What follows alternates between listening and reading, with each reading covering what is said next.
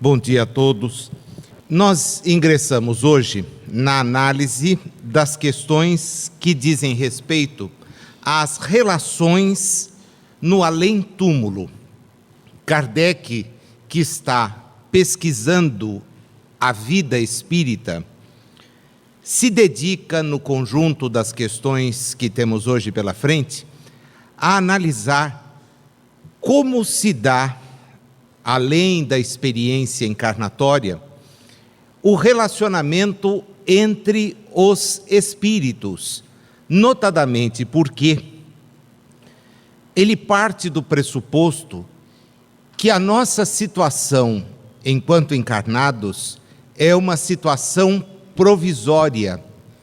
Em assim sendo, títulos, posições, eventualmente grandeza na terra, longe está de representar um paralelo na vida espiritual. E o conjunto das questões efetivamente nos fala sobre isto, nos permite, através das respostas que foram ofertadas, ter uma clara noção daquilo que mais tarde a obra mediúnica, particularmente de André Luiz e Francisco Cândido Xavier, vai comprovar. Muitas vezes, a posição de destaque na Terra faz com que o indivíduo, na realidade espiritual, experimente uma frustração muito grande. E numa das questões, nós teremos a oportunidade de ver o depoimento prestado por uma outrora rainha da França, que em uma mensagem transcrita em o Evangelho segundo o Espiritismo, nos exemplifica o quanto ser grande, poderoso na terra, nenhuma relevância tem na realidade espiritual, se isto não representar um compromisso de praticar o bem. Na questão 274 e também na de 275, Kardec quer saber exatamente se há, em relação à realidade espiritual, o predomínio daquela chamada escala espírita. Quando nós analisamos a questão de número 100, e as que lhe são próximas, aprendemos que os espíritos podem ser classificados em diversas ordens, agrupados. E Kardec então parte desta realidade para querer saber se na realidade espiritual existe uma subordinação, uma autoridade que prevaleça. E os espíritos deixam isso muito claro, porque a superioridade que está em voga no ambiente terrestre não é a superioridade que vige na realidade além daqui, a realidade verdadeira. O que eles deixam muito claro na resposta, nas duas, por sinal, é que a superioridade que vige é a moral, a superioridade moral. E aí ele complementa esta questão.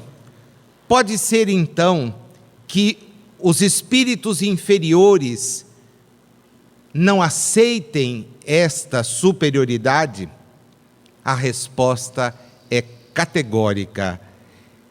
Para tais espíritos, a superioridade moral é irresistível.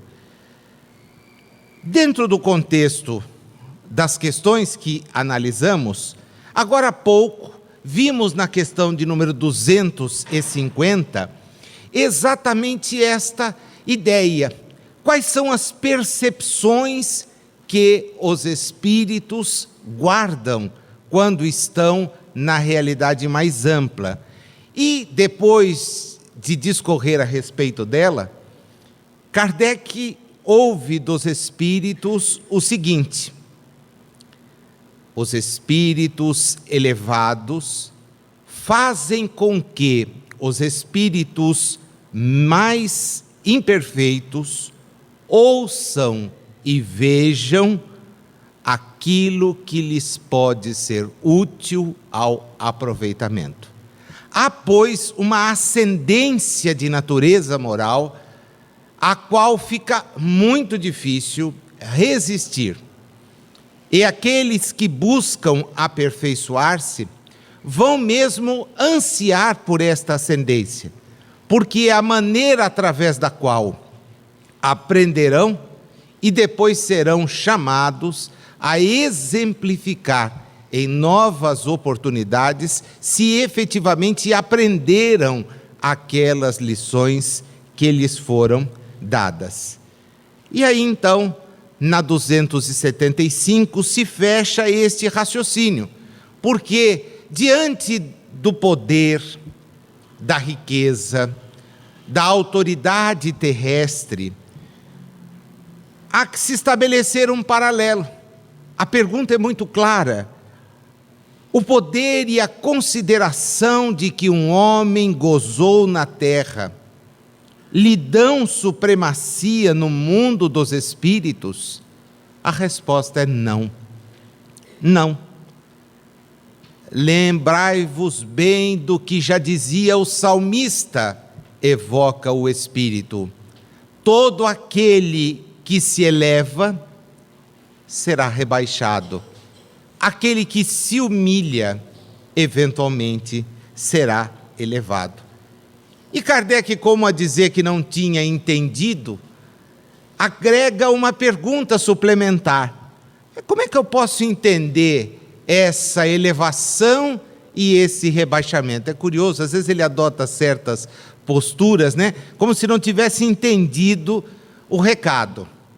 E o recado vem em função daquilo que ele tinha feito, as ordens dos espíritos, a classificação. Você não sabe que os espíritos são de diferentes ordens?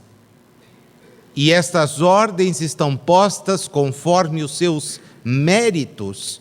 Pois bem, o maior na terra pode pertencer à última categoria de espíritos, ao passo que o servo pode estar na primeira. Compreendes isto? Não disse Jesus exatamente isto? Se nós formos então ao Evangelho, ao capítulo 2, meu reino não é deste mundo, há um depoimento dado em Havre, 1863, por alguém que fora, no passado, e ela não se identifica, uma rainha na França.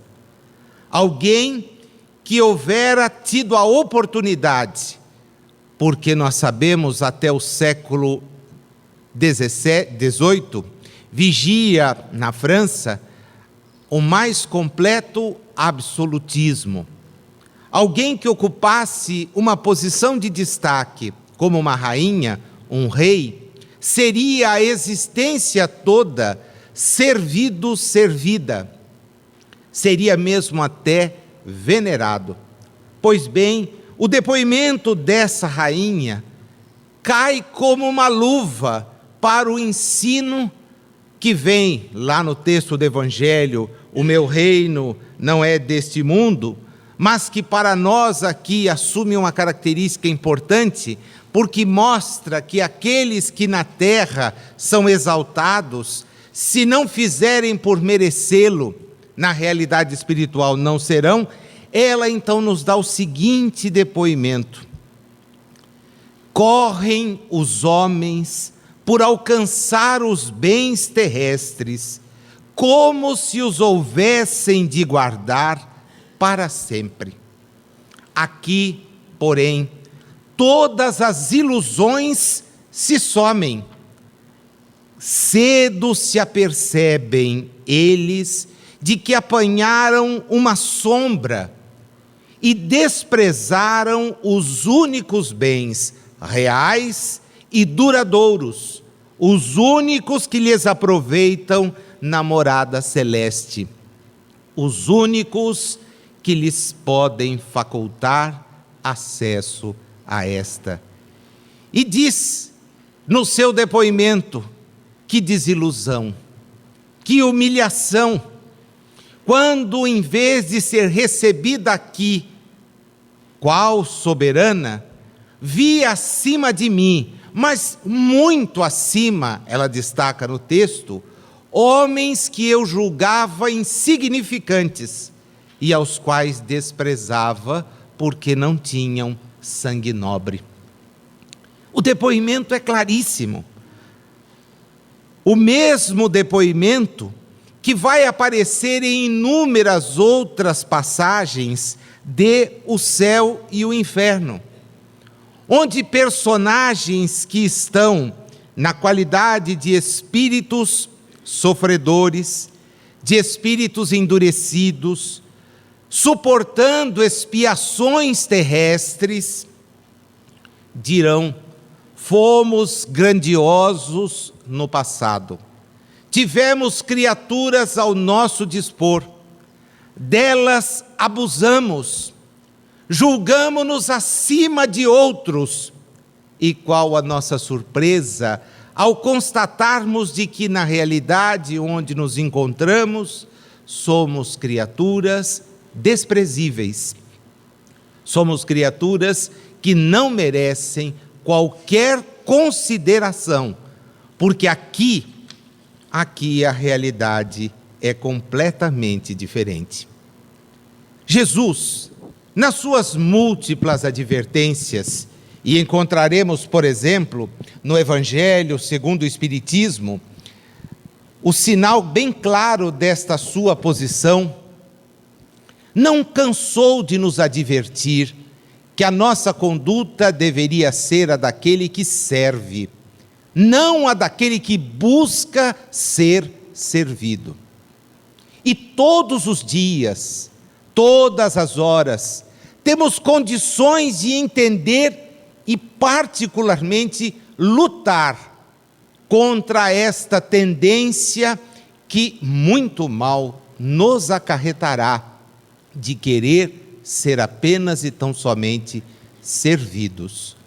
Precisamos ter a postura daqueles que compreendem que a situação provisória que ostentemos, enquanto reencarnados, está longe de representar a nossa condição enquanto espíritos efetivamente.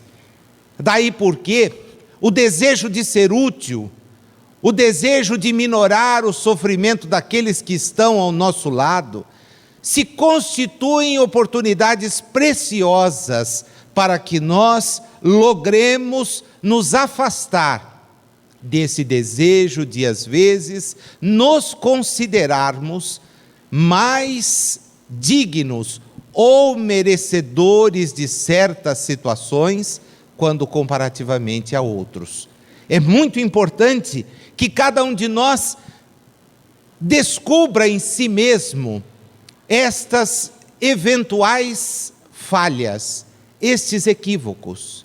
Aquele que hoje eventualmente nos presta o seu serviço na condição de colaborador, aquele que nos abre a porta quando ingressamos no ambiente, porque está ali numa posição que lhe traz esta tarefa, aquele que nos atende, não é sob maneira alguma criatura que deva desmerecer a nossa atenção.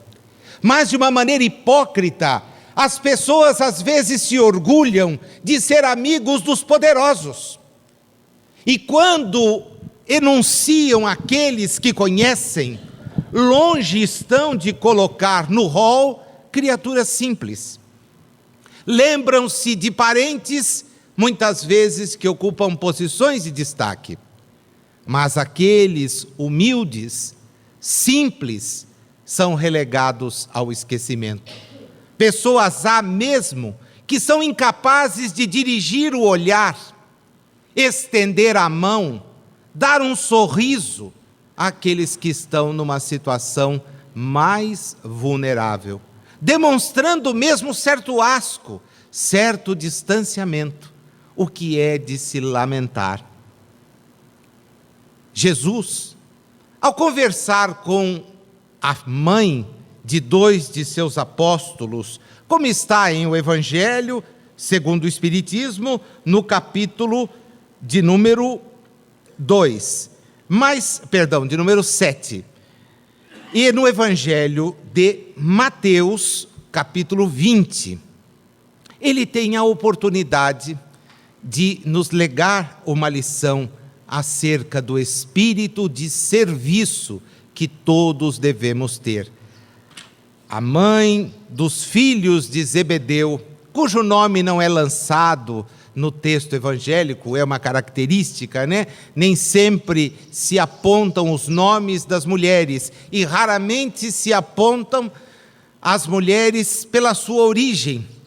Talvez a exceção seja Miriam de Migdal, mais tarde nominada latinamente como Maria Madalena, que é uma cidade, Migdal, essa mudança é que faz com que ela seja conhecida como Madalena, mas na verdade era a menção à cidade de onde ela vinha, a cidade de Migdal. É talvez a única personagem no texto dos evangelhos que aparece por si mesma. As demais são sempre nominadas por seus maridos, por seus filhos. Mas a mãe dos filhos de Zebedeu pede a Jesus que coloque seus filhos numa posição de destaque no reino dos céus. E ele lhe diz: infelizmente, não tenho como assegurar isto. Primeiro, porque não sei se eles suportarão as provas que precisarão suportar. Ao que eles redarguem: não, nós suportaremos sim. Mas o segundo ponto é que a Deus compete eventualmente tais ajustes. E lega depois aos apóstolos, que sentiram um tanto de inveja por esta pergunta, por esta proposta feita por aquela senhora, ele diz a eles e a todos nós: sabeis que os príncipes das nações as dominam, e que os grandes as tratam com império. Assim não deve ser entre vós. Ao contrário, aquele que quiser tornar-se o maior, seja vosso servo, e aquele que quiser ser o primeiro entre vós, seja vosso escravo. A leitura da realidade espiritual, meus amigos, é completamente diferente da leitura da realidade provisória. Se a ostentação, se o poder, a riqueza podem fazer a diferença aqui, no momento da verdade, não farão nenhuma, não terão nenhuma importância. Nas duas questões seguintes, 277 e 278, de novo ele volta ao tema. Kardec quer então explorar os espíritos ao máximo, porque ele está buscando entender como é que se dá. Então eu saio daqui poderoso, grandioso, e ingresso na realidade espiritual como um indigente. E se eu sair daqui de uma vida sofrida, suportada com resignação, porque de nada adianta ter uma vida sofrida e viver se lamentando dela, já que nós vimos há pouco no nosso estudo que escolhemos as provas, nós as pedimos, então se as pedimos, está em nós aceitá-las e encará-las de frente. Ele mais uma vez toca no assunto. Aquele que foi grande na terra e que como espírito vem a achar-se entre os de ordem inferior, experimenta humilhação, olha, muito grande, principalmente se tiver duas qualidades de cinema, né? Orgulhoso e invejoso. Se for, está completo, né? Se sentiu orgulho E é assim que a gente às vezes justifica. Sabe por que eu estou nessa posição? Porque a minha família é de tal. E daí, meu amigo? E daí? Onde terminam as famílias? Nós vamos ver já já. Onde terminam essas vaidades, essas bobagens? Somos o que somos. Infelizmente, o mundo valoriza o que temos, mas não nos esqueçamos da realidade do mundo, porque a realidade do mundo é cruel com aqueles que têm hoje e não têm amanhã, mostrando-se coerente. O sujeito foi no passado grandioso, mas hoje, se não mantiver a mesma categorização, será relegado. E os amigos? Aí é que vem a pergunta: que tipo de amizade será esta? Aquela que divide? Ou aquela que quer usufruir? Aquela que está a ponto de compartilhar as dores? Ou a que só quer usufruir as benesses? É importante que nós atentemos para isso. E ele então faz uma pergunta até pueril, né? Como é que fica um soldado depois da batalha, quando encontra o seu general? Né? Ele ainda o tem por superior? A resposta é linda. O título nada vale. A superioridade real é que tem valor. Acho que isso fecha todo o raciocínio desse primeiro bloco de questões. Chegados à realidade espiritual, seremos o que formos enquanto espíritos. Não o contrário. Não o contrário. Portanto, se tivermos condições de onde for, de que forma for, ser útil, servir, não nos furtemos disso sob qualquer pretexto. As questões mudam um pouco de rumo, porque ele agora quer saber como é que ficam então espíritos que estão em posições diferentes. Estão misturados, né? Ele usa essa expressão, estão misturados uns aos outros, e a resposta é bem clara, sim e não. Mas como assim sim e não? Olha, eles se veem, mas se distinguem, evitam-se ou se aproximam, conforme a simpatia ou a antipatia que reciprocamente uns inspiram aos outros, do mesmo jeito que é com vocês.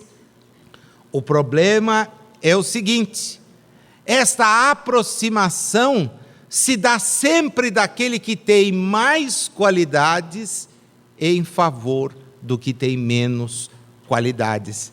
Aquele que está numa posição de destaque, ele busca ajudar aquele que, embora tendo sido no passado o maior, na realidade espiritual é o menor. Os bons, dizem-nos eles, pelo desejo de fazerem o bem, buscam aos maus, aos quais a vergonha de suas faltas, a necessidade os faz estar entre si. Num comentário que agrega a essa resposta, o codificador nos diz que à maneira de uma grande cidade, e a nossa serve de exemplo, temos os vários agrupamentos, onde as pessoas se veem, se encontram, mas não se confundem. Elas têm as suas características, vão conversar, vão trocar impressões, mas sempre, aquele que tem o maior grau de generosidade vai estar em busca daquele que ainda não a alcançou, procurando ajudá-lo. Aqui também ele progrida. E isto nos remete necessariamente a duas reflexões. Como identificar um espírito superior? de que jeito identificar um espírito a partir das provas que ele nos oferece.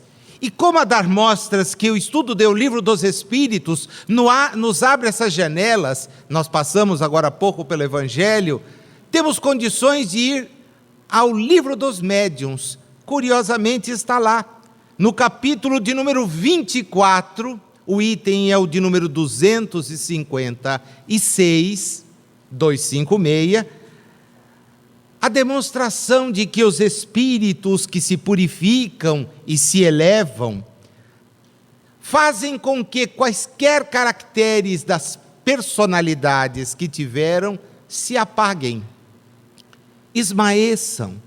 E o que fica neles é não a importância do nome, da posição que ocuparam, mas do ensino que traduzem.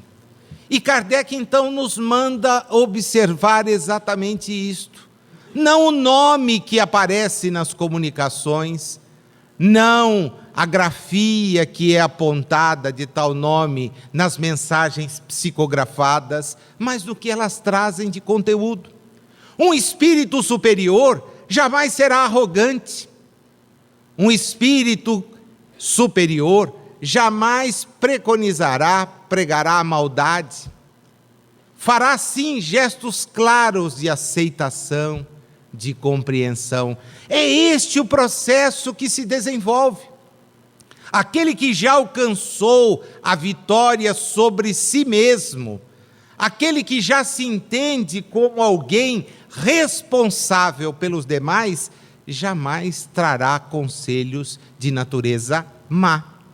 E a gente então precisa se observar, porque muitas vezes, por trás da nossa aparência, damos conceitos que revelam o nosso íntimo, a nossa postura. Você foi agredido? O que você acha que eu devo fazer? Vai lá e revida. Resultado, já mostramos a carteira de identidade espiritual. Não, mas tem uma aparência tão boa, vai lá no centro, faz palestra, etc. Então, a casca é uma coisa, o conteúdo é outro. O sujeito te falou, o que você faz? Eu retruco na hora, eu me orgulho de não levar desaforo para casa. Ótimo. Aí desencarna, será que ele foi para onde? Não, mas ele não foi recebido? Foi, claro, por aqueles que lhe são iguais. E quem tem comportamentos assim, não pode estar em regiões onde o bem seja a regra. Porque a regra é, se te baterem numa das faces, oferece a outra. Esta é a regra.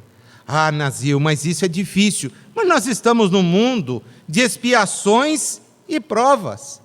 O mundo onde os espíritos vêm aprender a melhorar-se.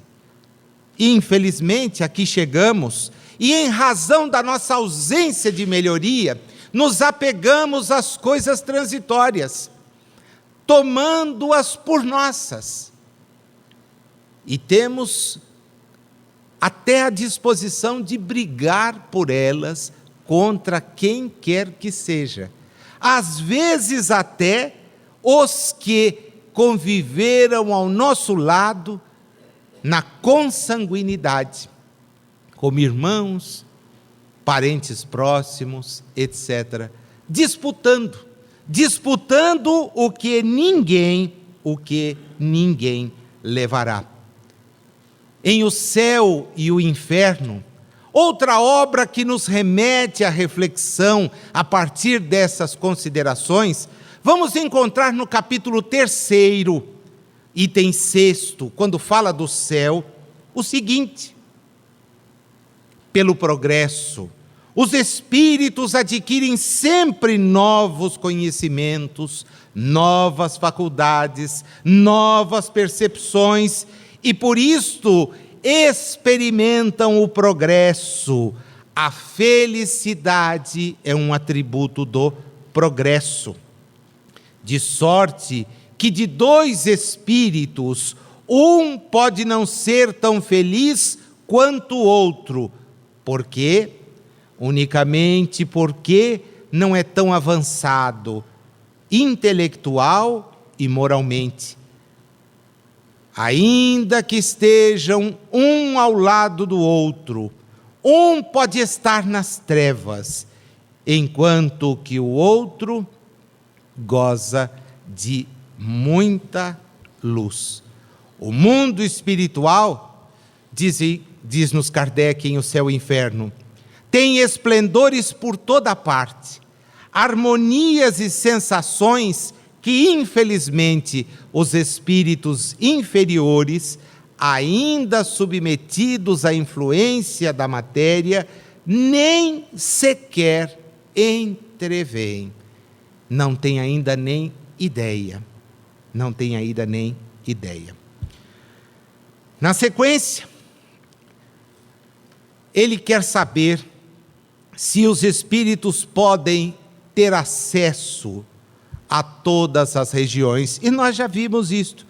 Quando estudávamos a questão de número 87, do Livro dos Espíritos, já tivemos a condição de analisar esse mesmo detalhe, para vocês perceberem como as coisas se interrelacionam.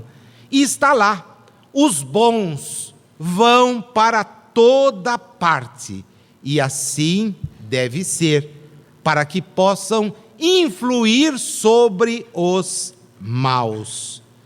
As regiões, porém, que os bons habitam, estão interditadas aos espíritos imperfeitos, a fim de que, olha que interessante a resposta, não as perturbem com suas paixões inferiores.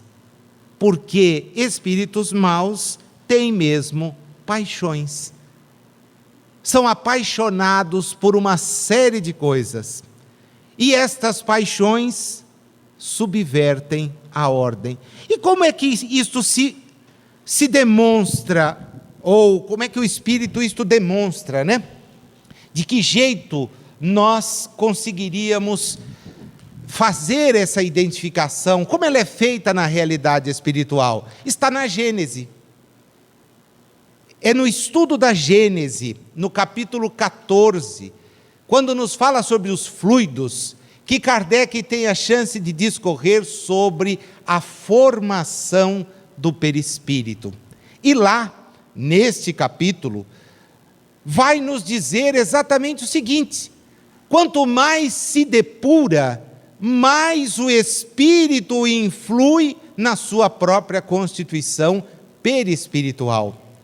E é através do perispírito que nós teremos, na realidade mais ampla, o acesso às coisas que são franqueadas. É o peso específico do perispírito.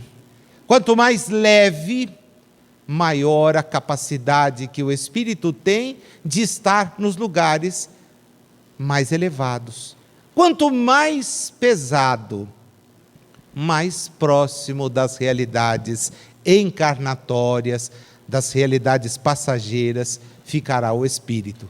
Vejam vocês como as coisas vão se juntando.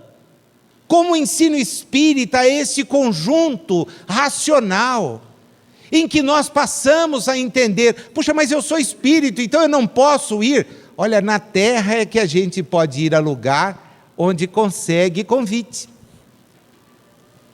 Às vezes não tenho nem o traje para ir, mas vou, alugo um traje bonito e entro. Não sei nem me portar, quando vejo uma mesa com 8 talheres, falo: o que eu faço? Eu só uso um de cada vez, Não, começa do fim para o centro. É assim, é assim. Olha, vem uma jarrinha com água, o que eu faço? Bebo? Por favor, deixa distante. Se não for lavar a mão, deixa quietinho, não usa, Posso usar o guardanapo e pôr no pescoço? Não deve. Deixe sobre o colo, eventualmente na mesa. São regras de boa educação que a gente aprende. Na realidade espiritual, a boa educação tem que ser real. Vem da condição do espírito. E é por isso que nós acabamos entendendo porque é que grandes entidades transitam pela terra no mais completo obscurantismo. Porque vêm à terra não em busca do holofote, não em busca do destaque, vêm à terra para semear o bem. São aquelas criaturas das quais nós nos aproximamos e saímos contagiados por uma aura, que é essa aura de praticar o bem. Eu evoquei aqui já figuras como de Albert Schweitzer, invoquei a figura do Sr. Paiva, aqui de Bauru, e teria tantas outras para evocar, que se colocam no distante, que se ocultam das luzes do mundo, mas o que o mundo venera, o mundo transitório, são essas situações efêmeras, que rendem capas de revista, que na semana seguinte são jogadas no lixo, porque a fama, assim, vem e vai na mesma velocidade. E o espírito que serve, ele não vem em busca da fama, ele não vem em busca do destaque, ele vai atrás do bem que pode semear, e o semeia onde estiver. Se for um lugar de destaque, pois bem, estará lá, e estará lá servindo, destoando, e as pessoas dirão: nossa, como ele é simples. E qual a razão de não ser? Como ele é generoso, ótimo. São sinais assim. Mas não a generosidade que chama a imprensa para entregar uma moeda. Não a generosidade que se vale de favores fiscais para poder se destacar. Aí a coisa é diferente. É necessário ser bom. É o desafio que Jesus nos coloca como meta, trabalharmos para crescer. E nesse sentido, de que os bons vão por toda parte e os maus nem tanto, não têm condições, nós vamos percebendo que é necessário trabalhar em nós próprios a construção deste progresso. Como é que se relacionam espíritos bons e maus? A resposta é bem clara. Os bons combatem as más inclinações, a fim de ajudá-los a subir. Então quer dizer que os bons, esta é a missão dos bons, colocar nos outros a ideia de que é necessário que eles se modifiquem, que nós nos modifiquemos. Na questão de número 910 do Livro dos Espíritos, esta não cai na prova, nós vamos encontrar de que maneira nós podemos obter dos bons espíritos esta ajuda. Saibam vocês, através da prece. Olha o veículo que é a prece. Puxa, Nanzinho, mas eu sempre uso a prece para pedir. Eu sei, é isso mesmo, né? A pessoa pede loucuras, das quais às vezes amanhã se arrependerá. Eu pedi tanto, então veio. Não peça tanto assim que vem. Vai que alguém lá diz: não, atenda, deixa ele lá com aquilo. Puxa, e ele recebe. E aí, o que eu faço com esse estrupício? Você pediu, né? Então carregue, você não fez isso. Não, agora não dá para pedir para ir embora. Não dá, né? Você pediu, lembra? Quando você pedia, implorava, me ajuda. Então peça coisas úteis. O que eles nos recomendam? Peçam que os bons espíritos venham te ajudar a superar as suas mazelas, as suas dificuldades. E quando eu não estou nessa situação, qual é que é a minha postura? Bom, a questão de número 281 nos fala sobre isso. Os espíritos inferiores se comprazem em fazer o mal? E a resposta, sim. Fazem isto pelo despeito que têm. Vejam vocês a loucura, pelo despeito de não estar entre os bons. E como eu não posso estar entre os mortos, o que eu faço? Dissemino a maldade. Dissemino a maldade. Eu fico pensando, porque os Espíritos terminam esta resposta com uma pergunta. Eles dizem assim: isso não se dá também entre vocês? E aí eu fiquei pensando, será que se dá entre a gente? Quando vem uma notícia sobre um equívoco cometido por alguém, a nossa atitude, num primeiro momento, é ficar quietos, não é? Tem lá a notícia, olha, fulano cometeu um disparate. O que a gente faz? Fica quieto. Vou orar por ele, coitado. Tomara que ele encontre um caminho e se recomponha. É mais ou menos assim? Eu não gosto quando tem essa risadinha, porque ela diz que é o oposto, né? Se nós sabemos de uma coisa do tamanho assim, ajudamos a que ela fique assim.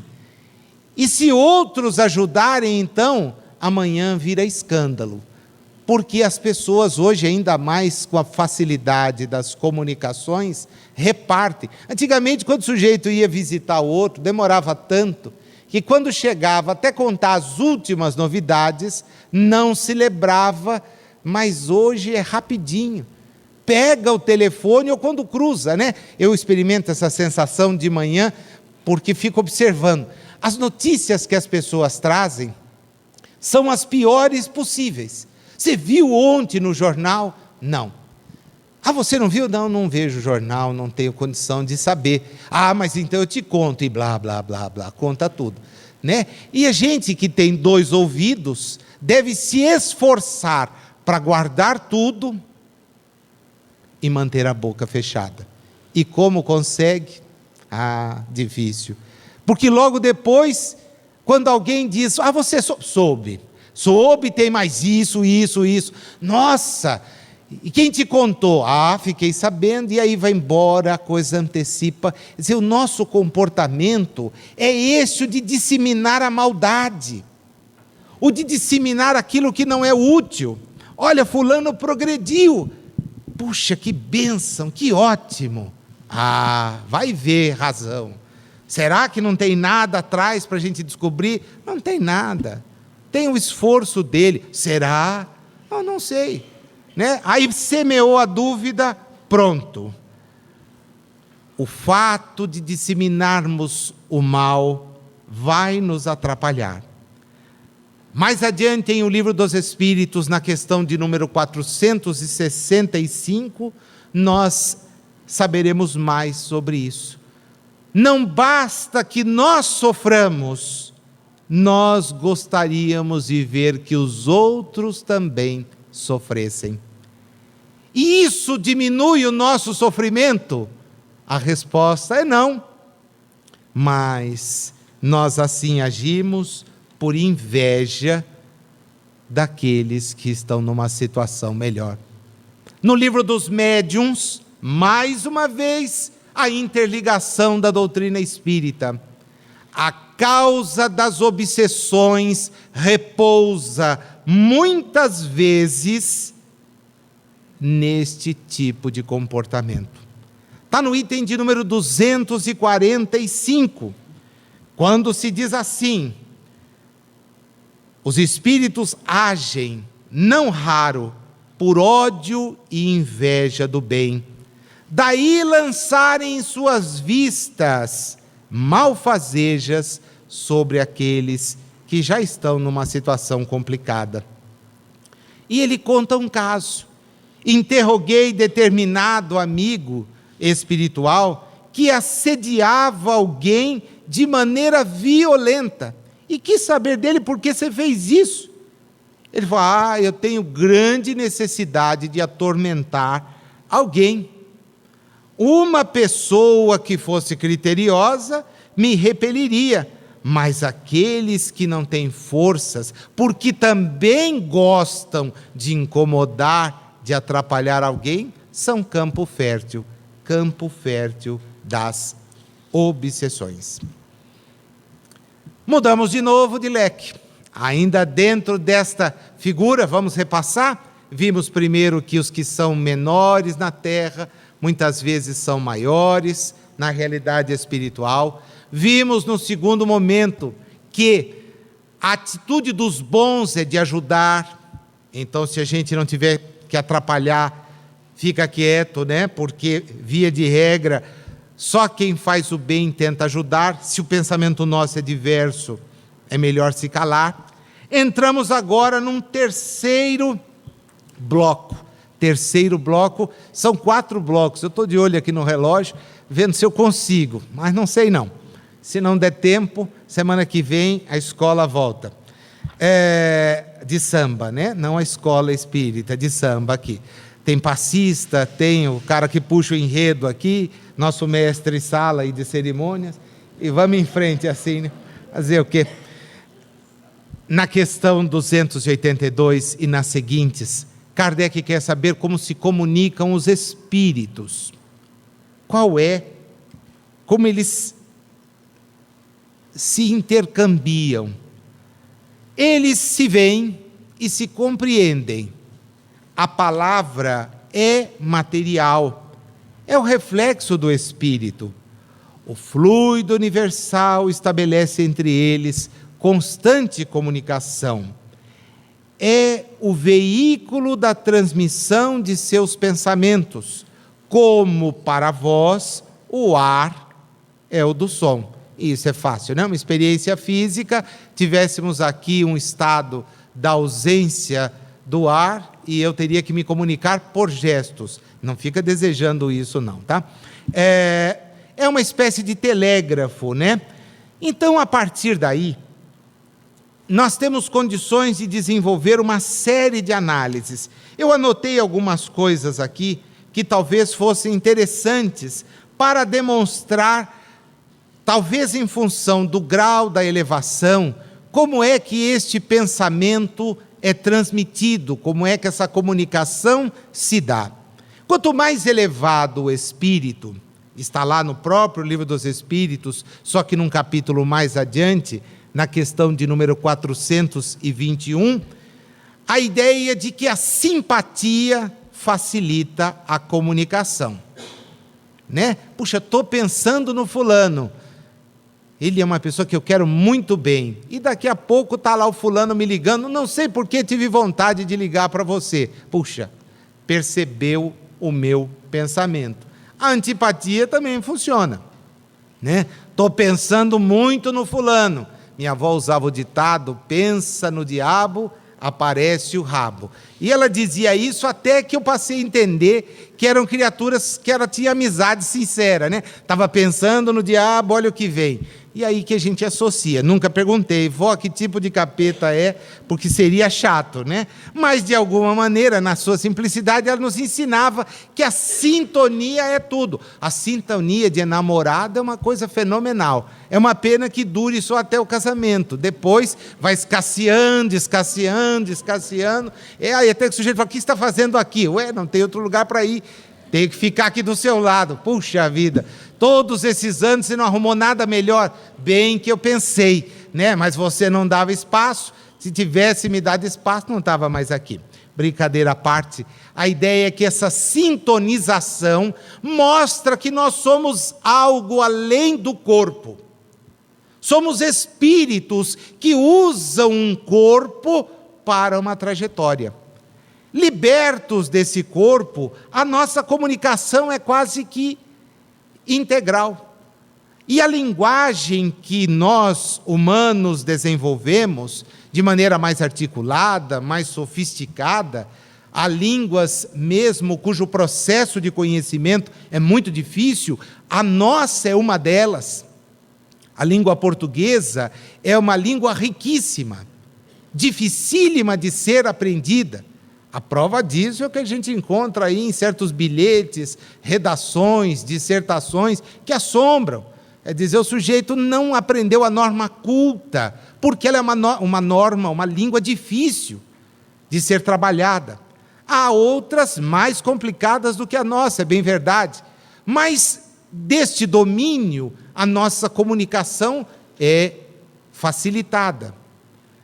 Os animais também têm uma linguagem, como nós aprenderemos mais adiante, no estudo aqui mesmo do Livro dos Espíritos, quando falarmos sobre os reinos. Mas nós perceberemos que a linguagem dos espíritos, se não pode ser a do pensamento, muitas vezes é a do ruído. É por isso que lá em O Livro dos Médiuns, há todo um estudo desenvolvido no capítulo de número 4, acerca da maneira de transmitir a presença espiritual.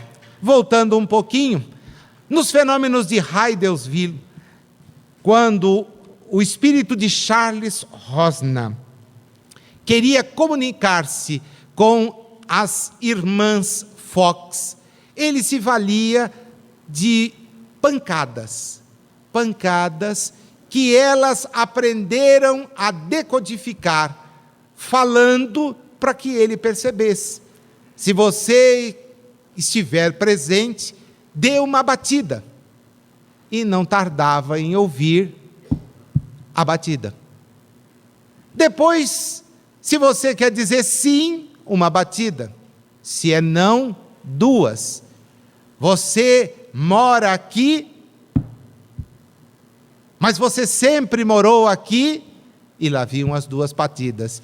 De batida em batida, os raps serviram para que se estabelecesse uma comunicação que estudiosos americanos do nível de Franklin comprovaram, depois de visitar Heyerdahl e as irmãs Fox, que se tratava de algo verídico, verossímil.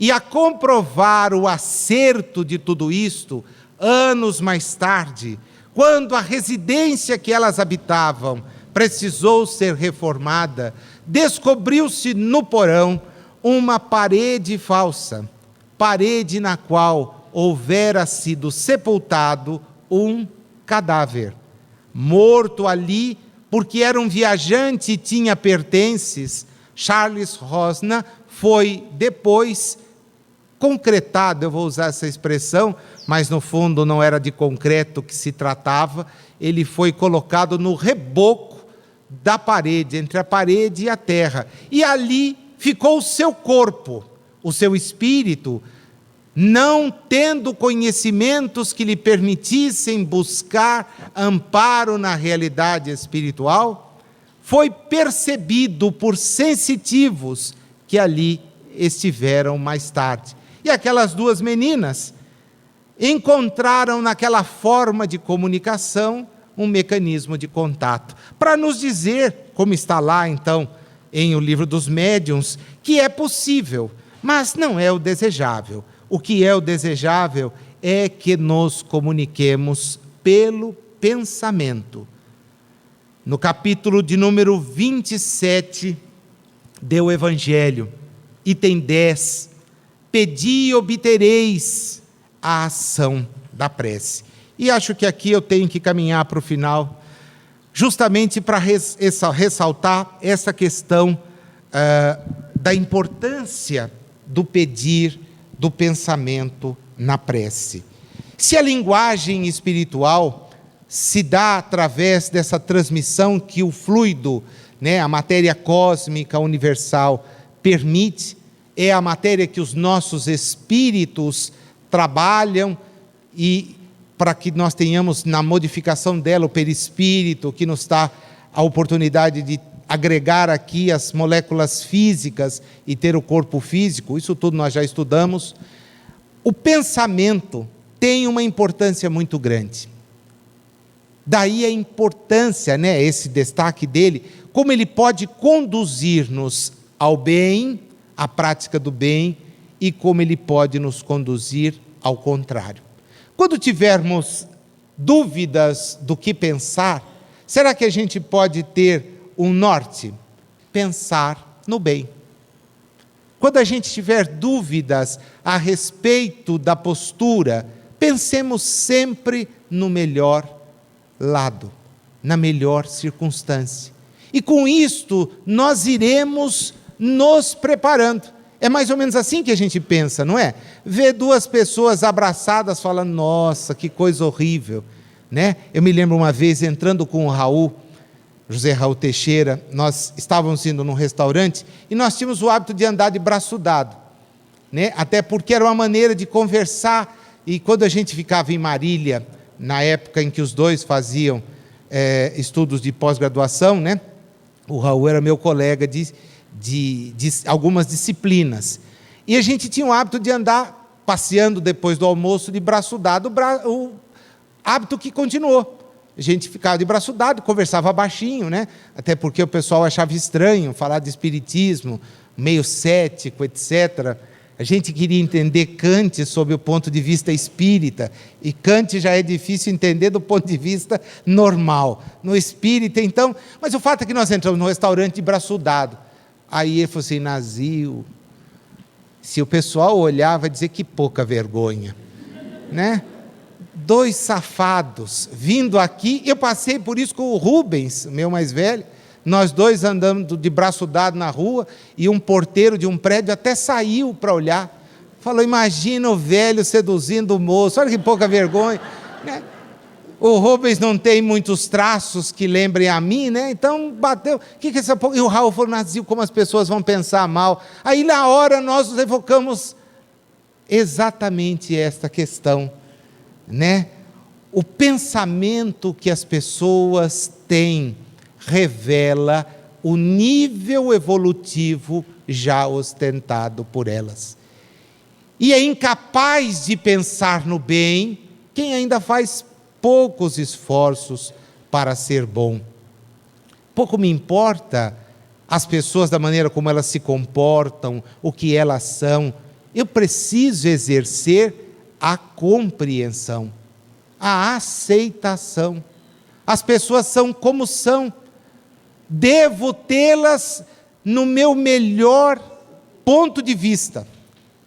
E este é um exercício diuturno, porque vemos e automaticamente já revelamos o que vai em nós, pelo juízo que emitimos. Há então o espírito Camilo, vou fechar contando toda a história, diz ao Raul, e ele então tem a oportunidade de me repassar o ensinamento, já que eu percebi a presença do espírito, mas não captei o ensinamento. Falta, né? O espírito Camilo então nos ensinou o seguinte: nós precisamos parar de desenvolver uma análise retilínea, reta. Temos que desenvolver uma análise circular. Como assim? Ver em todos os lados. Não emitir juízos sem conhecer a situação como um todo. E assim, aquele que visse dois homens adentrarem ao recinto de braços dados,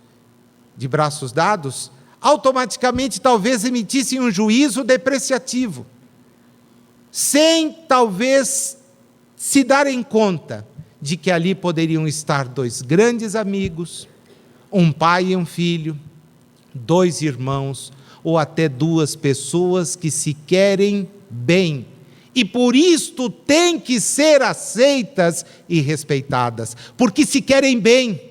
No mundo em que as pessoas se querem tão mal, nós deveríamos aplaudir os que se querem bem, não nos preocupando em formar juízos retos, com único foco, mas fazer juízos circulares, não olhar a moeda apenas por uma de suas faces, mas, se possível, pelas três que ela tem. Não, Nazil, você está equivocado, a moeda só tem duas.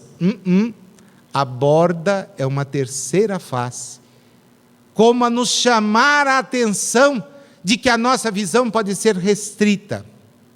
E se é restrita, os nossos pensamentos também podem vir a sê-lo.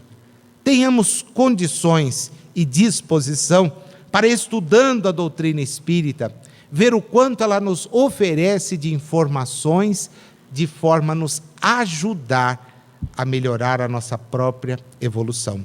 Jesus seja conosco.